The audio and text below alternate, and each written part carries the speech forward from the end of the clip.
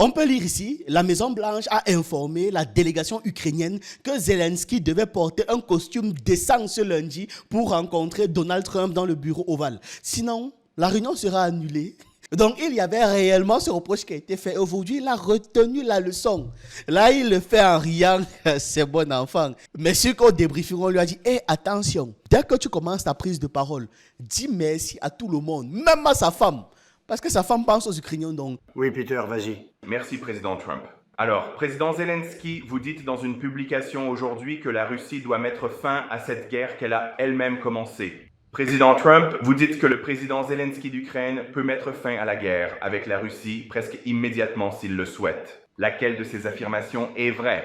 Oui, je pense que c'est vrai. Je pense que nous allons avoir une réunion. Je pense que si tout se passe bien aujourd'hui, nous aurons une réunion trilatérale et je pense qu'il y aura une chance raisonnable de mettre fin à la guerre à ce moment-là. Au moins, il a été clair. Il a fait comprendre que tant que de leur côté, ils ne se sont pas organisés, ils ne se sont pas entendus réellement, du côté de la Russie, il n'y aura rien. Est-ce la fin du soutien américain à l'Ukraine? C'est la réunion d'aujourd'hui. Accord ou pas accord? Je ne peux jamais dire que c'est la fin du chemin. Des gens sont tués et nous voulons que cela cesse. Donc je ne dirai pas que c'est la fin du chemin. Non, je pense que nous avons de bonnes chances d'y parvenir. Cela fait presque 4 ans maintenant et beaucoup de gens ont été tués la semaine dernière. Beaucoup de gens la semaine dernière. Il fait en sorte de souvent rappeler ça. Remarquez bien, à chaque fois que Donald Trump parle de l'Ukraine, il prend toujours le temps de préciser qu'il y a des gens qui meurent. Le fait que Trump rappelle constamment qu'il y a beaucoup de morts au sujet de la guerre en Ukraine, ce n'est pas anodin. Ça peut s'expliquer dans plusieurs raisons qui touchent la stratégie de communication, son image publique et ses ambitions personnelles. Et je crois que Vladimir Poutine veut aussi que cela se termine. Et vous avez Poutine vendredi. Aujourd'hui, vous avez le président Zelensky ici. En écoutant la Russie et l'Ukraine, quel camp a les meilleures cartes? Eh bien, Oh là, évidemment, il ne va pas répondre. Mais vous savez quel camp a les meilleures cartes. Pour comprendre ça, sachez que l'Ukraine n'en a aucune. Salut à vous, ce que l'on attendait. La discussion entre Zelensky et Trump. Je ris déjà pourquoi en fait. En entame, je me rends compte qu'il a un costume. Il est costumé, le monsieur. Et ça me fait penser au fait qu'il y a un mémo qui est passé en fait, où il était clairement spécifié que Zelensky devait porter un costume et non plus s'habiller en treillis militaire. On peut lire ici, la Maison-Blanche a informé la délégation ukrainienne que Zelensky devait porter un costume décent ce lundi pour rencontrer Donald Trump dans le bureau ovale. Sinon, la réunion sera annulée. Donc maintenant, c'est un peu comme à l'école. Quand tu es convoqué chez le directeur, tu dois avoir un habit précis. Quand tu es convoqué chez ton patron, tu dois porter un certain habit. Et comme Zelensky avait l'habitude de se balader partout en treillis militaire, il a oublié où il était en train de partir. Donc on lui a rappelé ça, que la dernière fois, tu es arrivé, tu étais habillé en donc costume ou bien pas de réunion. Résultat, il s'est exécuté. C'est la première chose que j'ai observée. Quand j'ai regardé, j'ai vu le monsieur en costume, j'ai fait le message est passé. Le message est clairement passé. Ils ont expliqué que c'est une réunion formelle. Et la présidence des États-Unis est une institution qui exige le plus haut niveau protocolaire. Avec tout l'argent qu'on lui a donné, Zelensky peut très bien s'acheter un costume. Voyez le niveau de manque de respect. En tout cas, vous allez vous rendre compte tout au long de cette vidéo que Zelensky a retenu la leçon. Il a retenu la leçon, vraiment. C'est loin de l'humiliation qu'on a vue en début d'année là. On poursuit. Eh bien, merci beaucoup. C'est un honneur d'avoir le président de l'Ukraine avec nous. Nous avons eu beaucoup de bonnes discussions, de bons échanges, et je pense que des progrès sont en train d'être réalisés. Des progrès très, très importants à bien des égards. Nous avons eu une bonne réunion, comme vous le savez, il y a peu de temps avec le président de la Russie, et je pense qu'il y a une possibilité que quelque chose en ressorte. Et la réunion d'aujourd'hui est très importante. Nous avons, je crois, les 7 dirigeants très puissants d'Europe et nous allons les rencontrer juste après cette réunion. Effectivement, pendant qu'ils étaient en train de discuter, donc Zelensky et Donald Trump, il y avait les dirigeants européens qui étaient dans une autre salle à tranquillement attendre. Voilà, que vraiment, vous tous venez même une fois. Hein? Je vais faire d'une pierre tous les coups. Je ne veux pas me déplacer pour causer avec chacun d'entre vous. Donc, amenez votre petit Zelensky là. Je vais d'abord causer avec lui et après, je vous prends en charge. Pour les nouveaux, sur cette chaîne, on parle de géopolitique, d'histoire et on jette un regard de notre point de vue sur le monde. Vous savez que ce genre de sujet est shadowban. On refuse que les gens se cultivent. Donc, abonnez-vous et laissez un like. On doit former un bloc de résistance contre le système. Vous pouvez aussi regarder nos autres chaînes YouTube. Le Jeune Initié, où on parle de culture et de spiritualité africaine. L'écoute du monde, dédié à des analyses plus courtes. Et sur Yvon Prime, on parle de football en règle générale. Je vous laisse tous les liens en description. Revenons au sujet. Et merci beaucoup d'être ici. Merci beaucoup, Monsieur le Président. Si je peux me permettre, tout d'abord, merci pour l'invitation et merci beaucoup pour vos efforts personnels pour arrêter les tueries et mettre fin à cette guerre. Merci. Et en profitant de cette occasion, un grand merci à votre épouse, qui représente les États-Unis. Elle a envoyé une lettre concernant nos enfants, des enfants adoptés. Et ma femme, la première dame d'Ukraine, a remis la lettre. Ce n'est pas à vous, c'est à votre... Je voudrais. Est-ce que vous avez compris cette séquence? Est-ce que vous avez réellement compris cette séquence? Rappelez-vous, lorsque Zelensky arrive pour la première fois face à Donald Trump, qu'est-ce que J.D. Vance et Donald Trump lui reprochent? De ne pas être assez reconnaissant, de ne pas suffisamment avoir dit merci. Parce qu'il avait dit à Trump et J.D. Vance qu'ils sont seuls. Et on l'avait sévèrement grondé. Que mais comment ça vous dites que vous êtes seuls? On vous a aidé. Est-ce que vous avez dit merci? Est-ce que vous avez dit merci? Vous m'avez dit merci. Vous avez dit merci au peuple américain. Vous avez dit merci au gouvernement américain. Vous avez dit merci aux gens qui vous aident continuellement. Il y avait même une parodie d'un jeune homme, d'un TikToker, qui arrivait au point où il remerciait tout et n'importe quoi. Vous jouez avec le 3e guerre mondiale. Monsieur le Président, vous comprenez que je suis quand même dans une mauvaise position. Eh bien, changez de position et décroisez les jambes. Je veux bien, mais aujourd'hui c'est pas ça le sujet. Aujourd'hui le sujet c'est qu'il y a un front dans mon pays. Attendez, vous avez dit merci? Oui. Là, sur ce fauteuil, c'est un nouveau fauteuil. Vous avez dit merci pour le nouveau fauteuil? Ah, oui, je peux dire merci, oui. Vous avez dit merci dans le couloir? Oui. Donc, il y avait réellement ce reproche qui a été fait. Aujourd'hui, il a retenu la leçon. Là, il le fait en riant. C'est bon enfant. Mais ce qu'au débriefing, on lui a dit, attention, dès que tu commences ta prise de parole, dis merci à tout le monde, même à sa femme. Parce que sa femme pense aux Ukrainiens, donc merci à Madame Trump de penser aux Ukrainiens. Merci à Madame Trump. D'ailleurs, ma femme aussi a envoyé une lettre. Ouais, regardez à quel point il se comporte comme le valet qu'il est. Merci. Merci à votre femme. Oui. Donc, nous abordons ce sujet sensible grâce à nos partenaires et au fait que vous avez soutenu ce format. Après notre réunion, nous pourrons avoir des dirigeants qui sont autour de nous, le Royaume-Uni et la France, l'Allemagne, la Finlande, non, je veux dire tous les partenaires autour de l'Ukraine qui nous soutiennent. Merci à eux. Merci beaucoup pour l'invitation. Merci beaucoup d'être ici. Président Trump. Oui, Peter, vas-y. Merci, Président Trump.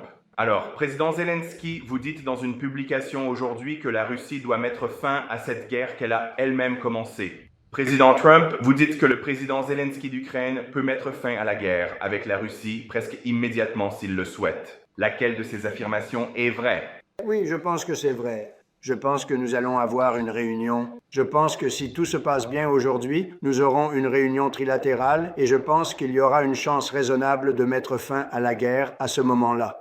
Au moins, il a été clair. Il a fait comprendre que tant que de leur côté, ils ne se sont pas organisés, ils ne se sont pas entendus réellement, du côté de la Russie, il n'y aura rien. Maintenant, au sujet de la rencontre trilatérale, je suis aussi curieux de voir ce que ça pourrait donner. Est-ce la fin du soutien américain à l'Ukraine? C'est la réunion d'aujourd'hui. Accord ou pas accord? Je ne peux jamais dire que c'est la fin du chemin. Des gens sont tués et nous voulons que cela cesse. Donc je ne dirai pas que c'est la fin du chemin. Non, je pense que nous avons de bonnes chances d'y parvenir. Cela fait presque 4 ans maintenant et beaucoup de gens ont été tués la semaine dernière. Beaucoup de gens la semaine dernière.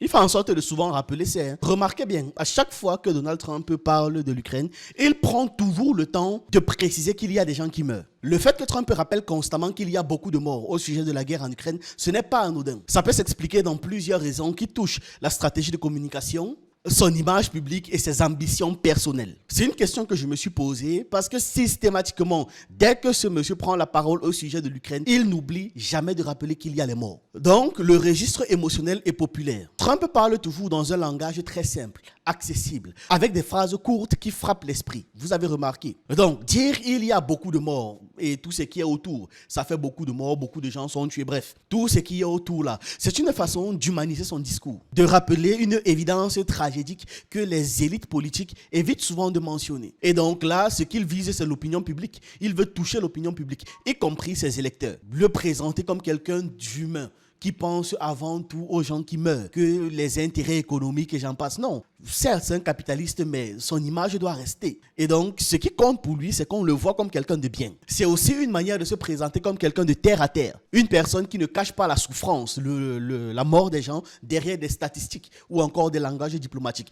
Quelqu'un qui va, qui fonce, qui n'a pas peur de dire les termes. Ce constant rappel sur les victimes en Ukraine est aussi contre ses adversaires politiques. En insistant sur la mort, Trump accuse directement Biden et son administration, l'ancienne administration des États-Unis. Et ce qu'il dit en gros, c'est regardez ce qu'ils ont provoqué. Regardez ce que la politique américaine a provoqué en Ukraine. Regardez à quel point Biden a causé des morts en Ukraine. Vous voyez le truc? Ça lui permet de dire implicitement ce qu'il rappelle souvent. Si j'étais là, cette guerre n'aurait pas eu lieu. Il n'y aurait même pas eu de guerre. La situation aurait été réglée différemment. Ça aussi, il le dit souvent. Il se place donc comme un homme de paix en contraste avec l'ancienne administration, même si son image habituelle de président, c'est celui d'un homme très dur et nationaliste, en gros, et raciste. Après ça, il y a la quête de la légitimité internationale.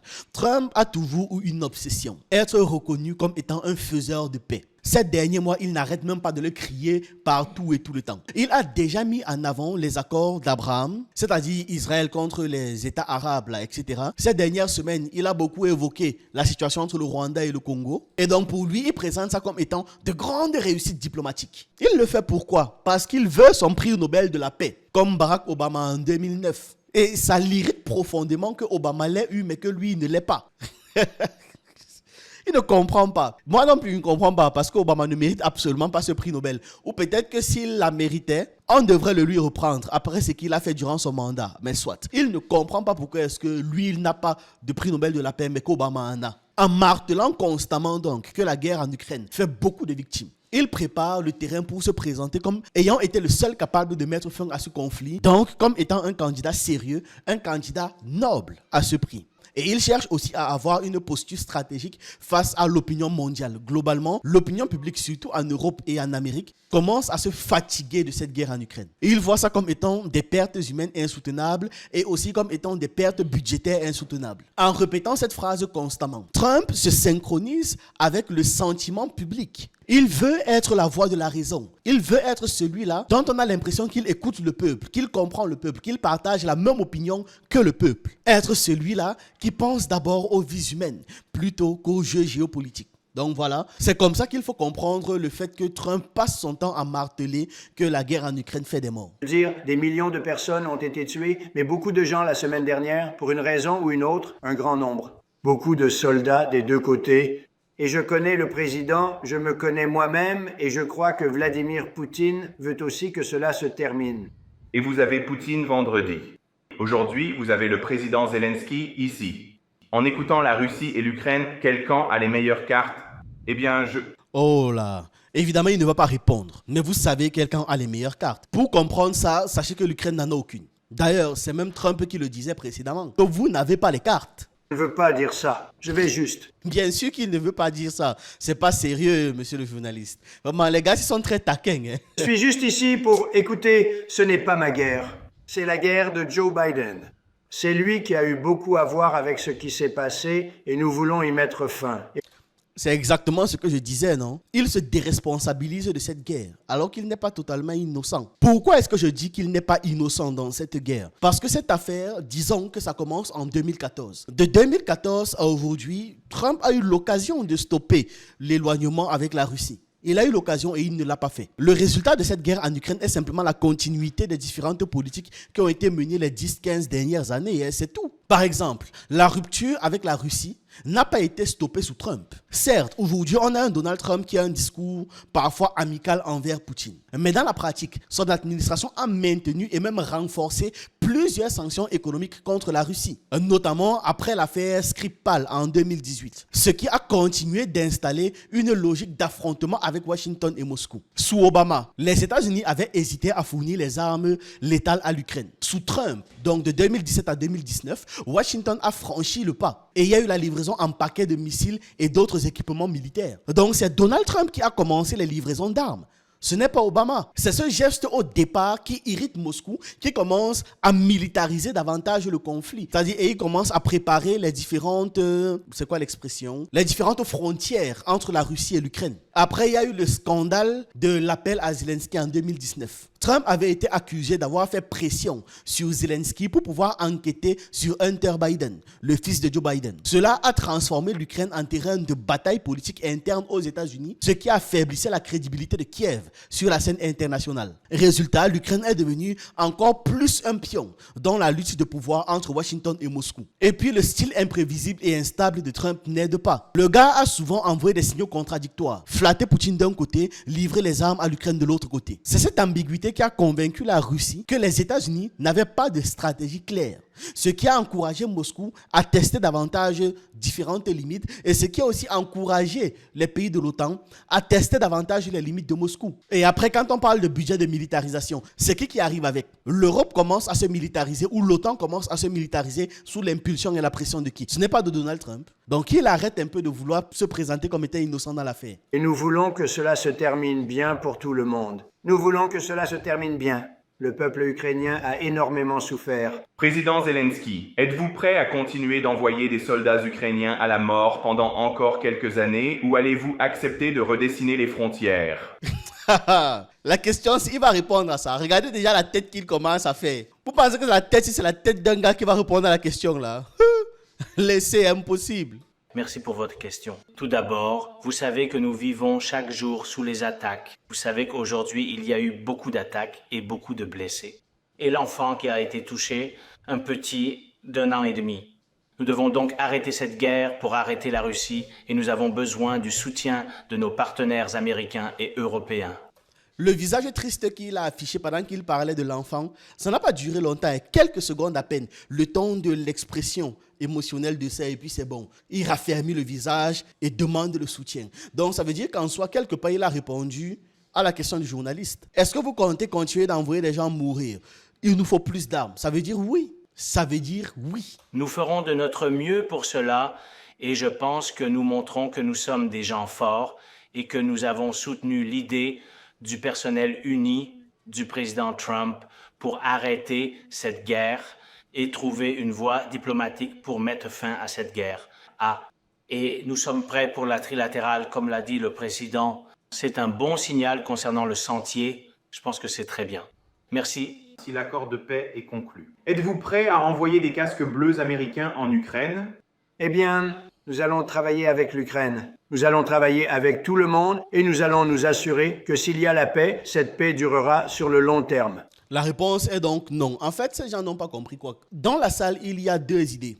C'est-à-dire l'Europe, représentée par Zelensky, qui veut la poursuite de la guerre. Trump, leur patron, parce que Trump est leur patron à tous, qui veut que ça s'arrête. Quand tu lui parles de casques bleus, bien sûr que non. Déjà parce que les casques bleus ne peuvent pas y aller. Il me semble que les casques bleus, si je ne me trompe pas, c'est l'ONU, non? Sauf que la Russie a un droit de veto, donc ils ne peuvent même pas valider ça. Ça veut dire que ça ne peut passer que par l'OTAN. Et le truc, c'est que si l'OTAN y va, c'est une catastrophe générale. Ça va faire encore plus de morts, là où Donald Trump veut se présenter comme la personne qui ne veut plus faire les morts, donc non. Vous savez qu'il va bifurquer et ne va pas répondre aux questions, mais vous les posez quand même. Laissez-les discuter et on va entendre ce qu'ils ont à dire. C'est vraiment sur le long terme. Nous ne parlons pas d'une paix de 2 ans pour ensuite nous retrouver dans ce chaos. Nous allons nous assurer que tout se passe bien. Nous allons travailler avec la Russie, avec l'Ukraine, et nous allons faire en sorte que cela fonctionne. Ça, je suis sûr que ce sont les mots de Vladimir Poutine. J'en suis convaincu. Là, maintenant, il est simplement en train de négocier comme la Russie l'a toujours demandé, l'a toujours exigé depuis le début. Et l'expression paix de 2 ans, je suis convaincu que ça ne vient pas de lui. Mettez l'argent. Et je pense que si nous parvenons à la paix, cela fonctionnera. Je n'ai aucun doute là-dessus. L'équipe a de l'avance. Votre équipe a parlé de garantie de sécurité. Cela pourrait-il impliquer des troupes américaines? Envisageriez-vous cela à l'avenir? Nous vous le ferons peut-être savoir plus tard aujourd'hui. Nous rencontrons également 7 grands dirigeants de grands pays et nous en parlerons. Ils seront tous impliqués, mais il y aura beaucoup d'aide en matière de sécurité. Il va y avoir beaucoup d'aide. Ça va bien se passer. Ils sont la première ligne de défense parce qu'ils sont là, en Europe, mais nous allons aussi les aider. Nous serons impliqués. Vladimir Poutine a mentionné que la guerre ne se terminerait pas sans s'attaquer aux causes profondes de ce conflit. Avez-vous compris cela? Quelles sont les causes profondes de cette guerre? Eh bien, écoutez, la guerre se terminera quand elle se terminera. Je ne peux pas vous le dire. Mais la guerre va se terminer et ce monsieur veut qu'elle se termine et Vladimir Poutine veut qu'elle se termine. Je pense que le monde entier en a assez et nous allons y mettre fin. Vous savez, j'ai mené 6 guerres. J'ai mis fin à 6 guerres et je pensais que celle-ci serait peut-être la plus facile. Mais ce n'est pas la plus facile. C'est une guerre difficile, il y a beaucoup de raisons à cela et on en parlera longtemps, mais on parlera aussi des autres. Regardez, l'Inde, le Pakistan, on parle des grands pays. Quand vous regardez, il suffit de jeter un œil à certaines de ces guerres. Vous allez en Afrique et regardez cela. Le Rwanda et le Congo, la République du Congo. Cela dure depuis 31 ans. Donc nous en avons mené un total de 6, et nous en avons vraiment 6, sans compter le fait que nous avons complètement anéanti. Et cela s'est avéré être une destruction totale. C'est-à-dire que le gars profite de l'occasion, il profite des caméras, il profite du fait que ce sera très médiatisé, très médiatique en règle générale, pour pouvoir glisser tranquillement le fait que je veux mon prix Nobel de la paix. J'ai mis fin à 6 guerres. 6 guerres qu'on a déclenchées, mais voilà. En fait, il n'a même pas mis fin à ces guerres-là, il a juste mis des pauses en réalité. Et à quel prix même d'ailleurs? Si on doit prendre le cas du Congo-Rwanda, à quel prix? Au prix de la souveraineté congolaise, point à la ligne. On revient exactement à ce que je disais sur l'analyse du fait qu'il soit constamment en train de rappeler qu'il y a des morts en Ukraine et qu'il a arrêté des guerres et il veut son prix Nobel de la paix. Le nucléaire, comme vous l'avez dit, la future capacité nucléaire de l'Iran et celle-ci, je pense que nous allons la résoudre également. Je pense que je suis confiant que nous allons y parvenir. Merci, Monsieur le Président. Pouvez-vous nous parler de vos conversations avec les dirigeants européens et de ce qu'ils doivent chercher à soutenir et à mettre fin à l'entrée en guerre? Oui, eh bien, nous allons rencontrer un excellent groupe représentatif composé de 7 pays très puissants, très grands et de grandes personnes, tous des amis à moi et des amis à vous, et nous allons faire quelques propositions. Ils veulent voir la paix. Ils aimeraient voir la paix. Allez-y, s'il vous plaît. Président Trump, pensez-vous qu'il soit juste pour l'Ukraine et la Russie d'atteindre une paix durable et réalisable? Nous allons avoir une paix durable. Pour répondre à la première partie de votre question, nous allons avoir une paix durable. J'espère que ce sera immédiat. J'espère que cela ne devra pas continuer et je pense que les gens du monde entier seront très heureux lorsque cela sera annoncé. Oui, s'il vous plaît. Monsieur le Président, vous avez publié sur les réseaux sociaux, Monsieur le Président, une lettre très touchante de la Première Dame. Et la lettre a été remise en main propre au président Poutine et elle appelle à la fin de la guerre, essentiellement à cause des enfants et de leur avenir. C'est vrai que depuis le début de la salle, c'est la première fois qu'on voit sous cet angle-ci. Donc il y avait J.D. Vance et Marco Rubio. Bien évidemment, je suppose que celui qui est à côté est de la délégation ukrainienne. Celui avec la cravate bleu-gris là. Pourquoi la Première Dame a-t-elle estimé que cette lettre était nécessaire? Est-ce parce qu'elle pense que M. Poutine est l'agresseur dans cette guerre? Une lettre similaire est-elle remise en main propre au président Lives? La Première Dame a ressenti cela très fortement. Elle a vu la même chose que vous et moi avons vu. Je vois des choses que vous ne voyez pas et c'est horrible. Mais elle a un immense amour pour les enfants. Elle a un fils merveilleux qu'elle aime probablement plus que quiconque, y compris moi. Je déteste le dire, mais elle aime son fils. Elle aime les enfants. Elle déteste voir ce genre de choses arriver. Et cela vaut aussi pour d'autres guerres. Je veux dire, elle voit la détresse, les parents, les funérailles que vous voyez à la télévision, toujours des funérailles. Nous voulons voir autre chose que des funérailles. Elle fait surtout son travail de première dame. Elle fait tout ce qui est caritatif, elle fait tout ce qui est embellissement de l'image de son mari, du couple présidentiel, de l'image de la Maison Blanche. Elle fait juste son travail. Vous n'allez pas essayer de nous faire croire qu'elle est particulièrement touchée. Ça ne peut même pas passer. Non, elle pensait que c'était une belle lettre. Il l'a très bien reçue. Et elle m'a demandé de dire, vous savez, qu'elle aimerait vraiment voir cela se terminer. Elle aimerait que ça se termine.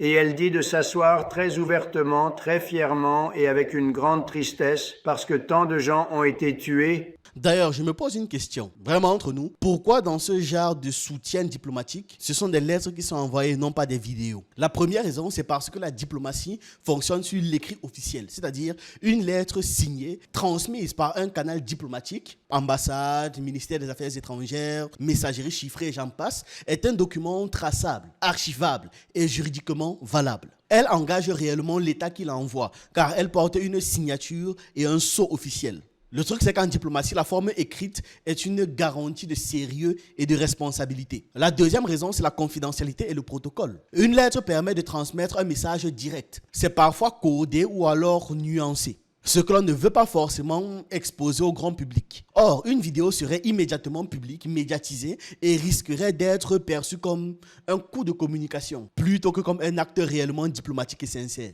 Et puis, il y a une valeur symbolique de la tradition. En gros, ça fait des siècles que les relations diplomatiques s'expriment par lettres, par notes verbales, par télégraphe diplomatique et j'en passe. Par télégramme diplomatique et j'en passe. Tous ces formats font partie d'un rituel diplomatique et cela donne plus de poids et plus de respect aux gestes. La lettre, c'est quelque chose de solennel, de respectueux, tandis qu'une vidéo pourrait sembler trop informelle, même si c'est dans un cadre formel, d'une discussion officielle comme on peut voir des présidents le faire et tout.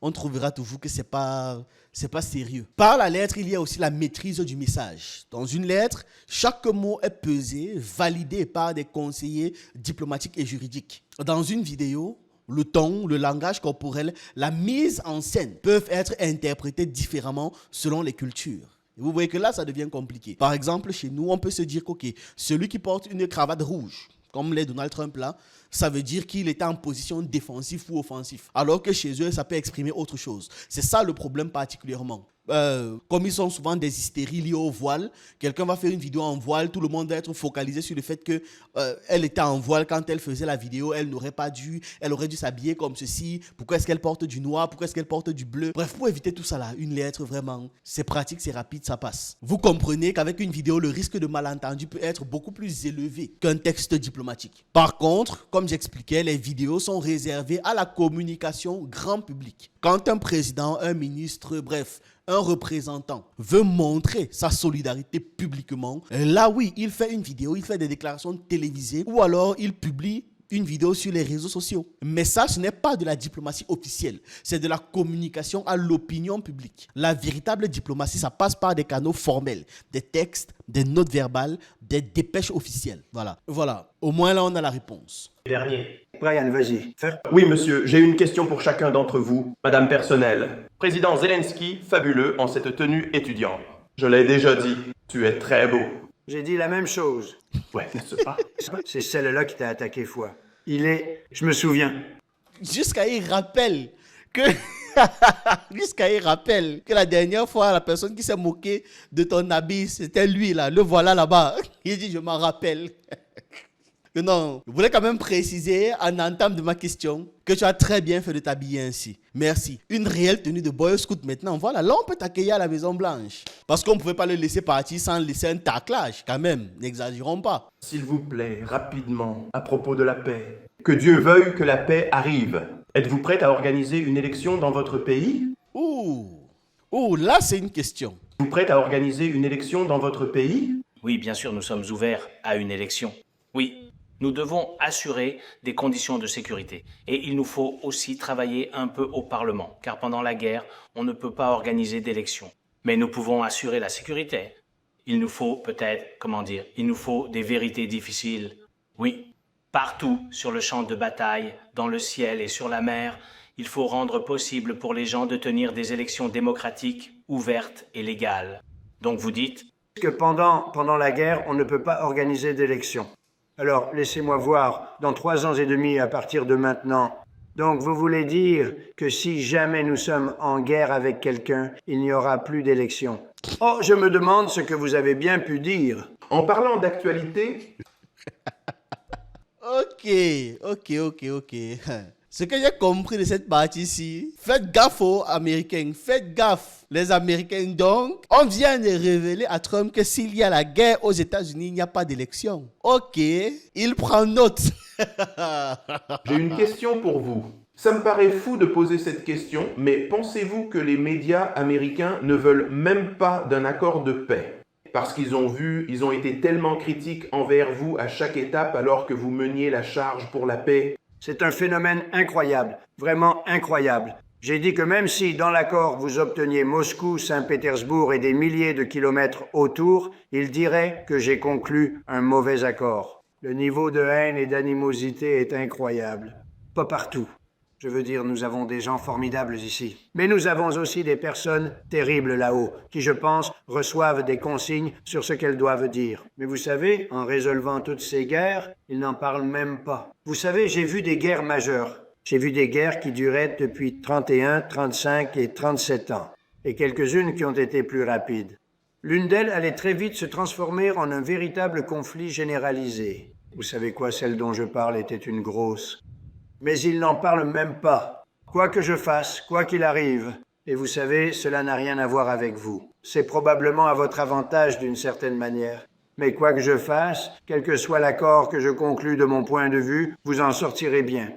Peut-être que le président Poutine s'en sortira bien, mais ils diront que Trump a été absolument horrible.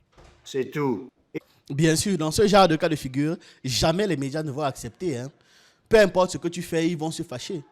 Peu importe comment tu conclus, ils vont se fâcher et ça ne peut pas se terminer dans le scénario idéal qu'ils veulent. Parce que le seul scénario où les médias soutiennent activement Donald Trump, c'est là où ils arrivent à vaincre la Russie. Sauf que comme ce n'est pas possible et que Poutine a démontré qu'il était beaucoup plus fort, c'est mort tout simplement. Et je vis avec ça depuis longtemps. Je vis avec ça depuis juste avant la première élection. Avant, j'avais une excellente couverture médiatique. Maintenant, j'ai la pire publicité qu'on ait jamais eue en fonction. Mais je veux gagner par un raz de marée pour que les gens comprennent qu'au final, ce sont eux les seuls qui comptent. Mais j'ai aussi eu d'excellents journalistes. J'ai eu des journalistes très compétents. Mais c'est très triste quand on fait ce qu'il faut. Par exemple, ils ont dit qu'en raison du fait que Vladimir Poutine était venu sur le sol américain, c'était une défaite énorme pour Donald Trump. Non, en réalité, c'était vraiment formidable qu'il l'ait fait. C'était quelque chose de difficile pour lui, pour être honnête avec vous. C'était le contraire de ce qu'ils disaient. Mais ils l'ont dit. Maintenant, s'ils n'étaient pas venus, ils auraient dit que c'était aussi mauvais pour Trump. Oui, il n'y a aucun moyen. Et il y a une grande malhonnêteté de la part de la presse. Et je pense que c'est pour cela qu'elle a perdu toute crédibilité. À ça, au moins une chose de sincère ressortie de son discours. La raison pour laquelle la presse a perdu de sa crédibilité, c'est parce qu'il y a trop de mensonges et de manipulations là-dedans.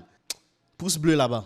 Vous savez, sa crédibilité est au plus bas de tous les temps. En ce moment, il se passe quelque chose à Washington, D.C. Nous sommes passés de l'endroit le plus dangereux qui soit à un endroit où maintenant, des gens, des amis m'appellent. Des démocrates m'appellent et ils me disent « Monsieur, je veux vous remercier. Ma femme et moi sommes sortis dîner hier soir pour la première fois en 4 ans et Washington, D.C. est sûr. Et vous avez fait cela en 4 jours. Je vous le dis, c'est sûr. » Bon.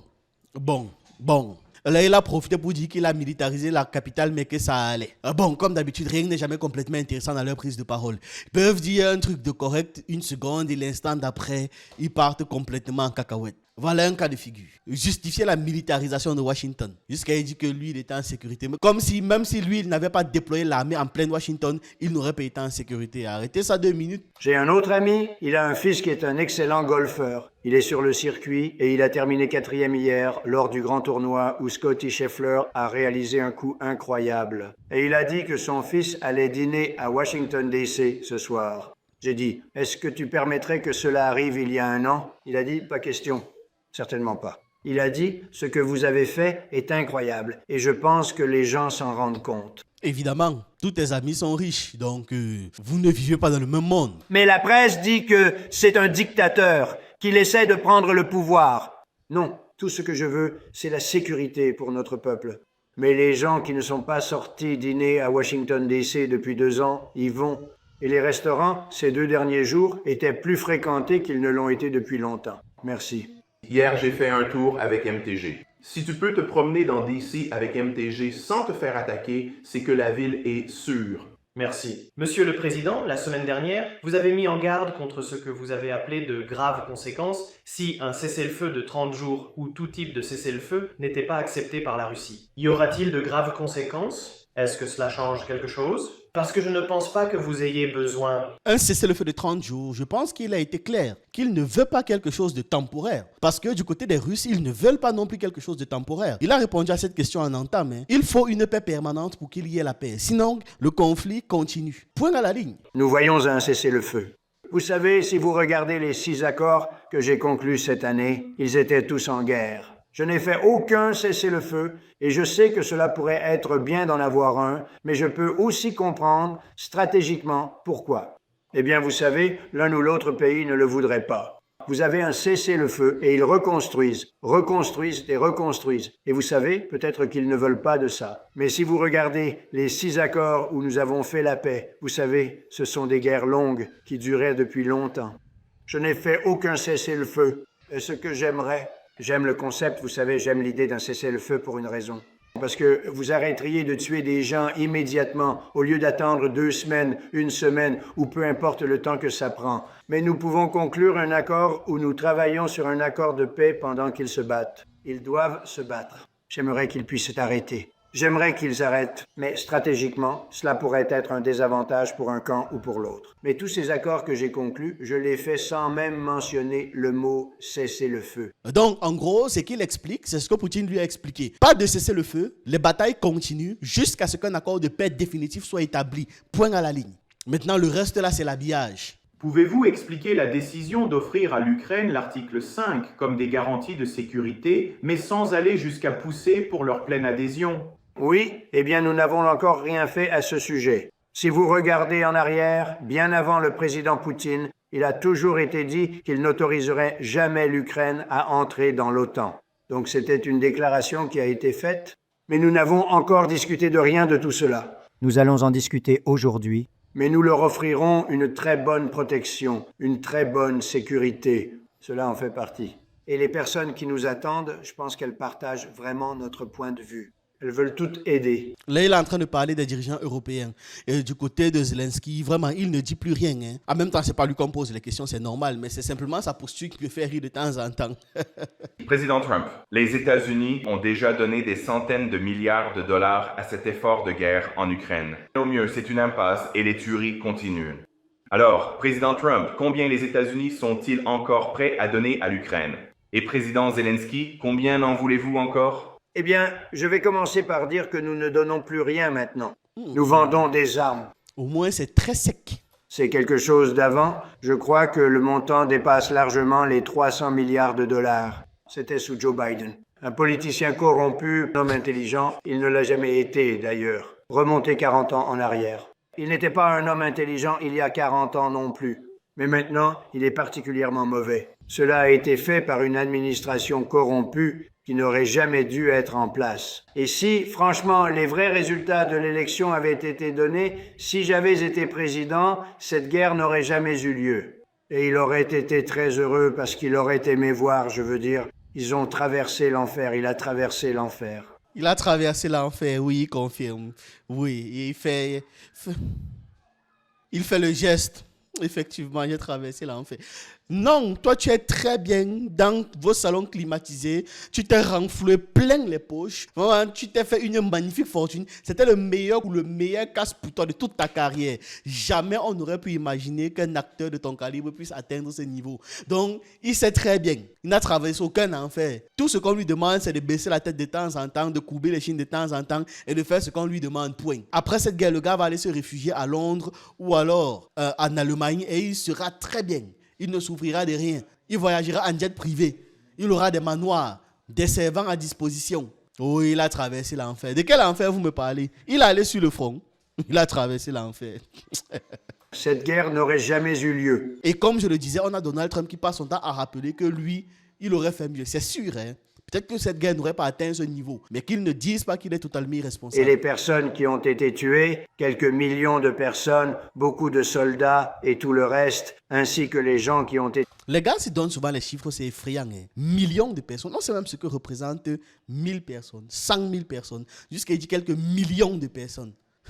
été déplacés et forcés de partir dans d'autres régions, dans d'autres pays à cause de ce qui s'est passé. Effectivement, les déplacements de masse, oui, ça encore, ça peut se compter en millions, mais les morts, plusieurs millions, quelques millions, ce n'est même pas spécifié. Rien de tout cela ne serait arrivé. Et je dis simplement qu'il a été un président horrible, que ce soit pour les frontières ou pour cela. Il a juste été un président horrible et corrompu.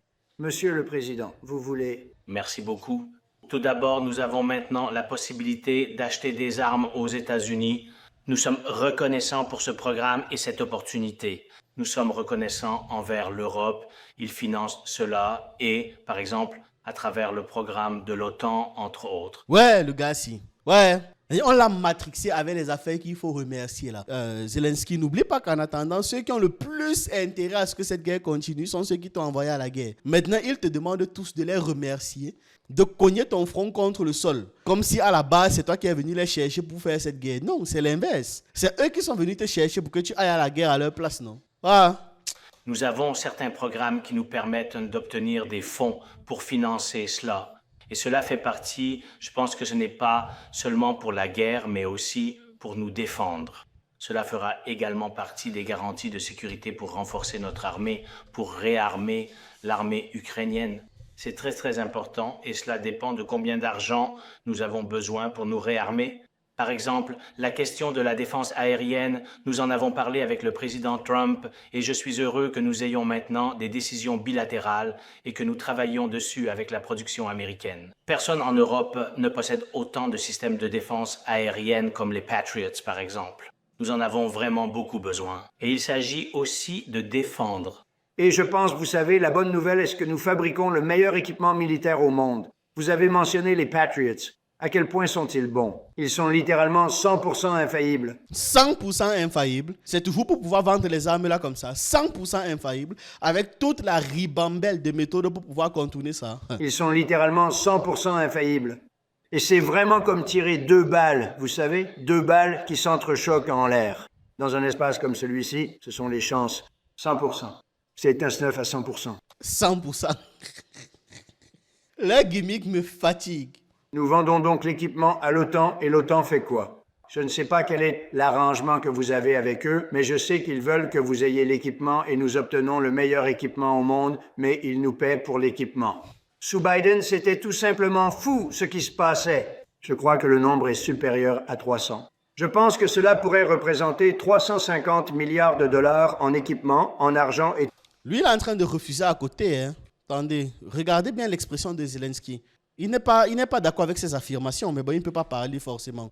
Regardez. À 300. Je pense que cela pourrait représenter 350 milliards de dollars en équipement, en argent et tout le reste. Ouais, il refuse d'abord, avant oui, de se reprendre. Il fait bon. Et nous avons fait plus de progrès dans le règlement de cette guerre au cours des 2 derniers mois qu'ils n'en ont fait en 4 ans. Cela aurait dû être réglé il y a longtemps, mais cela n'aurait jamais dû arriver. Ouais, s'il vous plaît, faites-le savoir sur les réseaux sociaux. Donc, en fait, Zelensky, à ce moment-là, je me mets dans sa tête. Pendant que l'autre est en train d'argumenter, il veut refuser donc. Après, ah oui, la conscience revient parce qu'il doit jouer un rôle.